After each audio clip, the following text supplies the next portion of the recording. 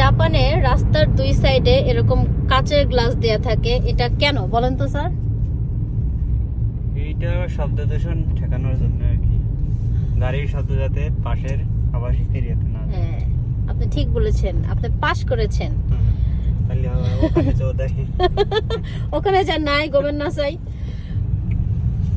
এটা হচ্ছে মানে জাপানের একটা নিয়ম যে আশেপাশে লোকালয় থাকলে, মানে এই যে এই পাশে কিন্তু বাড়ি ঘর আছে, যেহেতু এখানে রোড এই জন্য এই জায়গাটা ফাঁকা, তারপরে কিন্তু আবারও এই যেরকম দেয়াল দেয় আর কি। এই দেয়ালগুলো একটু সাউন্ড প্রুফ এক ধরনের দেয়াল, যাতে যে গাড়িগুলো যায়, গাড়ির যে মানে বিকট শব্দগুলো হয়, এই শব্দটা যাতে লোকালয়ে না যায়, লোকালয়ের মানুষের কোনো মানে বিরক্তিতে না পড়ে, এই কারণে এই ধরনের দেয়াল দেয়। রাস্তার দুই ধারেই দেয়াল দেয়, বিশেষ করে হাইওয়ে রোডে তো থাকবেই মাস্ট।